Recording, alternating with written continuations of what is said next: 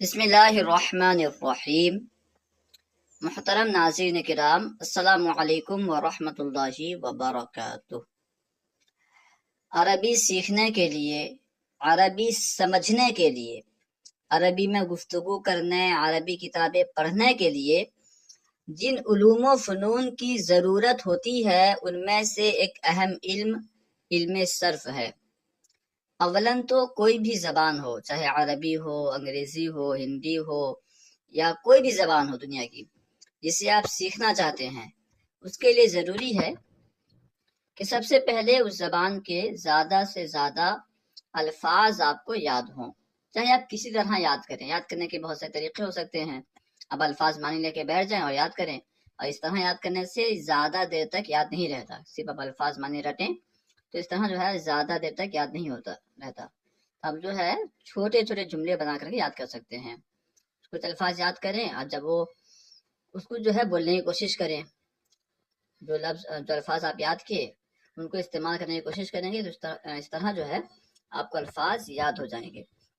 یہی وجہ ہے کہ عام طور پر ابتدائی کلاس میں عربی ادب کی جو کتابیں پڑھائی جاتی ہیں، جیسے منہاج العربیہ یا انشاء العربیہ یا طریقہ جدیدہ جو ہے وہ، اس طرح جو عربی ادب کی اور بھی بہت ساری کتابیں ہیں، لسان الفردوس ہے، بہت ساری کتابیں عربی ادب کی ہیں، وہ سب جو پڑھائی جاتی ہیں ان کا اصل مقصد یہی ہے کہ طلباء کو عربی کے الفاظ یاد ہو جائیں۔ اگرچہ زیادہ الفاظ یاد نہ ہوں لیکن اتنے الفاظ یاد ہو جائیں کہ طلباء جو ہے یہاں پہ گرامر کا استعمال کر کے کچھ نہ کچھ جملے بنا سکیں۔ اس کے بعد پھر جو ہے صرف و نحو کی کتاب، قواعد اور گرامر کی کتاب پڑھائی جاتی ہے، کیونکہ اگر آپ کو الفاظ یاد نہیں ہوں گے آپ گرامر کا استعمال کہاں کریں گے، آپ قواعد کہاں یوز کریں گے، اس لیے جو ہے الفاظ یاد کرنا ضروری ہے۔ اب اس کے بعد عربی میں الفاظ، آپ کو کچھ الفاظ یاد ہو گئے، ٹھیک ہے، اس کے بعد کیا کرتے ہیں عربی میں، پہلے علم صرف پڑھاتے ہیں۔ حالانکہ ابھی اکثر مدارس میں صرف نو ساتھ میں پڑھاتے ہیں، لیکن صرف کا مرتبہ جو ہے یہ علم نحو سے پہلے ہے۔ پہلے صرف پڑھایا جاتا ہے، پھر علم نحو پڑھایا جاتا ہے، کیونکہ صرف میں کیا ہوتا ہے، صرف میں سیگے سے بحث کی جاتی ہے کہ یہ کون سا سیگا ہے۔ جب آپ صرف پڑھیں گے تو آپ ہر کلمے کے بارے میں جان پائیں گے کہ اسم ہے، فعل ہے، حرف ہے، اسم ہے تو کون سا اسم ہے، اسم فاعل، اسم مفعول، یا پھر اسم اعلیٰ، اسم ظرف کیا ہے، ٹھیک ہے، کون سا سیگا ہے، کس وزن پہ ہے، کیا معنی ہوگا، واحد ہے، تثنیہ ہے، جمع ہے، کیا ہے۔ اس طرح اگر وہ فعل ہے، فعل مضارع ہے کہ فعل ماضی ہے، ٹھیک ہے، یا نفی جہد ولم ہے، امر ہے، نہیں ہے، کیا ہے، اس کا کون سا سیگا ہے، ٹھیک ہے، یہ سب آپ کیسے جانیں گے، آپ علم صرف سے جانیں گے۔ اور آپ کو اگر کوئی سیگا بنانا ہو، آپ کے پاس مصدر ہے، مصدر سے آپ کو امر بنانا ہو، کیسے بنائیں گے، طریقہ کیا ہے، کس باب سے ہے، یہ سب کہاں سے جانیں گے، یہ سب جانیں گے آپ علم صرف سے۔ تو اس لیے پہلے علم صرف کو پڑھایا جاتا ہے تاکہ طلباء جو ہے یہ کلمات کے تعلق سے کلمات کو اچھی طرح پہچان لیں۔ جن کلمات کو استعمال کر کے عربی بولا جاتا ہے، عربی عبارت بنتی ہے، عربی جملے بنتے ہیں، ان کلمات کو اچھی طرح سمجھ لیں، ہر کلمے کو اچھی طرح سمجھ لیں اور طریقہ جان لیں کہ کیسے بنایا جاتا ہے، ٹھیک ہے۔ جب طلباء کے پاس جب سب سے پہلے جو ہے مواد اکٹھا ہو گئے، یعنی الفاظ اکٹھا ہو گئے اور انہیں طریقہ پتہ چل گیا کہ کیسے بناتے ہیں، امر کیسے بنتا ہے، ماضی کیسے بنتا ہے، مضارع کیسے بنتا ہے، اب جو ہے علم نحو پڑھاتے ہیں۔ علم نحو اس لیے پڑھاتے ہیں کہ جب جملہ بنائیں گے تو اس میں کہاں پہ ضمہ آئے گا، کہاں پہ کسرہ آئے گا اور کہاں پہ فتحہ آئے گا، یعنی کون سا اعراب کسے دیں گے، ترکیب کیا ہوگی، یہ سب علم نحو میں پڑھیں گے۔ اس لیے پھر اسے علم نحو پڑھاتے ہیں۔ علم نحو کے بعد پھر علم بلاغت پڑھاتے ہیں کہ اختصار کے ساتھ کہاں پیش کرنا ہے، کہاں پہ ایجاز کرنا ہے، کہاں پہ اتناب کرنا ہے، اور کہاں پہ جو ہے تبسط کے ساتھ بیان کرنا ہے، کہاں پہ حذف کرنا ہے، کہاں پہ ذکر کرنا ہے، یہ سب باتیں جو ہے بلاغت وغیرہ میں پڑھاتے ہیں، ٹھیک ہے، یہ سب بات کا معاملہ ہے۔ تو سب سے پہلے عربی کے لیے جو علم پڑھایا جاتا ہے وہ ہے علم صرف۔ ابھی بہت سارے مدارس میں علم صرف کی یہ کتاب اساس الصرف نصاب میں شامل کی گئی ہے، اس لیے ہم انشاءاللہ عز و جل اسے پڑھنے کی کوشش کریں گے۔ آئیے شروع کرتے ہیں۔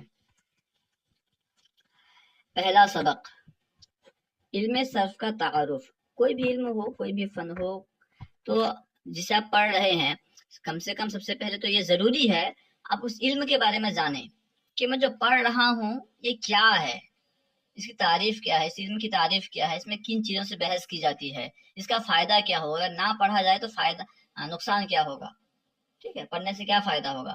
جب یہ سب باتیں آپ کے ذہن میں ہوں گی تو پھر جو ہے اگر آپ علم صرف کی تعریف آپ کو یاد نہیں ہے تو آپ علم صرف پڑھ رہے ہیں، معلوم ہی نہیں ہے کہ علم صرف کیوں پڑھ رہے ہیں، مقصد کیا ہے، ٹھیک ہے، اس کا موضوع کیا ہے، اس میں کس چیز سے بحث کی جاتی ہے، یہی نہیں معلوم تو آپ پھر فالتو چیزوں میں پڑ جائیں گے، جس سے بحث نہیں کرنی چاہیے تھی اس میں بحث کریں گے آپ، ٹھیک ہے۔ فائدہ وغیرہ اگر ذہن میں رہے گا تو پھر جو ہے بندہ صحیح طرح دل لگا کر کے پڑھے گا۔ اس لیے جو ہے ہر علم سے پہلے، چاہے وہ دنیاوی علم حاصل کریں یا دینی علم، اگر سائنس پڑھ رہے ہیں یا جغرافی پڑھ رہے ہیں یا ہسٹری پڑھ رہے ہیں، تو آپ اس میں غور کریں کہ میں کیوں پڑھ رہا ہوں، اس کا موضوع کیا ہے، مقصد کیا ہے، تعریف کیا ہے، فائدہ کیا ہے، سب آپ پہلے جانیں، ٹھیک ہے۔ خیر، علم صرف کی تعریف، سب سے پہلے تعریف بیان کر رہے ہیں۔ صرف وہ علم ہے جس میں ایک کلمے سے دوسرا کلمہ بنانے اور ان میں مختلف تبدیلیاں کرنے کے قواعد بیان کیے جاتے ہیں۔ ایک کلمہ سے دوسرا کلمہ کیسے بنائیں گے اور ان کلمات میں تبدیلیاں کیسے کریں گے، یہ سب جس علم میں بیان کیا جاتا ہے اسے کہتے ہیں علم صرف۔ جس علم میں ایک قواعد بیان کیے جاتے ہیں کہ ایک کلمے سے دوسرا علم کیسے بنایا جائے گا، ان میں تبدیلیاں کیسے کی جائیں گی، یہ قواعد جس علم میں بیان کیے جاتے ہیں اسے کہتے ہیں علم صرف، ٹھیک ہے۔ وہ علم صرف وہ علم ہے جس میں ایک کلمے سے دوسرا کلمہ بنانا ہے اور ان میں مختلف تبدیلیاں کرنے کے قواعد بیان کیے جاتے ہیں۔ جیسے دربن ایک کلمہ ہے، اس سے دربا بنا، داربن بنا، ٹھیک ہے، اس طرح اسے ادرب بنا، سب کیسے بنا، یہ سب قواعد جو ہے علم صرف میں بیان کیے گئے ہیں۔ جب آپ صرف پڑھیں گے تو پتہ چلے گا کہ دربا کیسے بنائیں گے، ادرب کیسے بنائیں گے، یدربو کیسے بنے گا، ٹھیک ہے۔ موضوع یعنی اس علم میں کس چیز سے بحث کی جائے گی، جیسے علم طب ہے، علم طب میں انسان کے بدن سے بحث کی جاتی ہے کہ انسان کا بدن صحیح ہے یا صحیح نہیں ہے، ٹھیک ہے۔ تو اس علم صرف میں کس چیز سے بحث کی جائے گی، بیان کر رہے ہیں علم صرف کا موضوع کلمہ ہے، صیغے کے اعتبار سے، یعنی علم صرف میں جو ہے کلمے سے بحث کی جاتی ہے۔ کلمہ کسے کہتے ہیں، ہر با معنی لفظ کو کلمہ کہتے ہیں۔ انسان جو بولتا ہے اسے لفظ کہتے ہیں، اور لفظ بھی دو طرح کے ہوتے ہیں، کچھ لفظ ایسے ہوتے ہیں جن کے کوئی معانی نہیں ہوتے، جیسے روٹی ووٹی کہتے ہیں، تو روٹی کا تو معنی ہے لیکن ووٹی کا معنی نہیں، تو ووٹی جو ہے یہ مہمل لفظ ہو گیا، اور روٹی یہ با معنی لفظ ہے، موصول لفظ ہے، تو جس لفظ کا معنی ہوتا ہے اسے کہتے ہیں موصول لفظ، ٹھیک ہے۔ اور اکیلے موصول لفظ کو کلمہ کہتے ہیں، موصول لفظ اکیلا ہو تو اسے کلمہ کہتے ہیں، ٹھیک ہے۔ تو کلمے سے اس میں بحث کی جاتی ہے۔ علم صرف کا موضوع کیا ہے، کلمہ ہے، یعنی ہر بامعنی لفظ اس کا موضوع ہے، یوں سمجھ لیجیے، ہر معنی والا لفظ اس کا موضوع ہے۔ لیکن کس اعتبار سے موضوع ہے، علم نحو میں بھی تو کلمے سے بحث کرتے ہیں، اس میں فرق یہ ہے کہ علم صرف میں جو ہے کلمے سے بحث کرتے ہیں صیغے کے اعتبار سے، کہ یہ کون سا صیغہ ہے، اس اعتبار سے نہیں کہ اس کے آخر میں کون سا اعراب آئے گا، آخر میں ضمہ یا کسرہ کون سا اعراب آئے گا، اعراب کے اعتبار سے نہیں، علم نحو میں اعراب کے اعتبار سے، معرب ہے، مبنی ہے، کیا ہے، کون سا اعراب آئے گا، اس اعتبار سے بحث کرتے ہیں۔ لیکن علم صرف میں صیغے کے اعتبار سے، کون سا صیغہ ہے، ماضی کا صیغہ ہے، واحد ہے، جمع ہے، تثنیہ ہے، کیا ہے، اس اعتبار سے بحث کرتے ہیں۔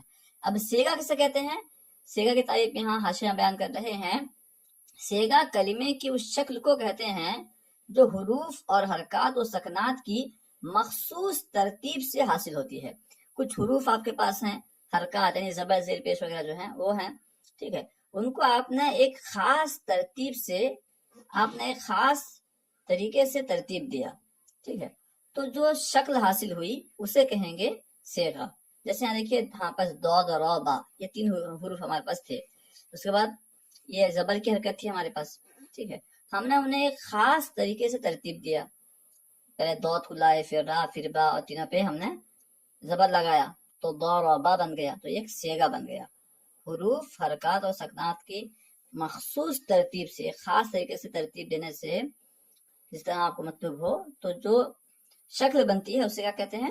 سیگا کہتے ہیں. جیسے ضرب، یضرب، یضرب ایک سیگا، یا ضاد را با، یہ ہمارے پاس حروف تھے، ٹھیک ہے، ہم نے ان کو جو ہے مخصوص طریقے سے ترتیب دیا، پہلے ایک حرف یا لائے، پھر ضاد، پھر را، پھر با، اس طرح جو ہے جو شکل حاصل ہوئی اس شکل کو کہیں گے کہ جو ہے سیغہ ہے.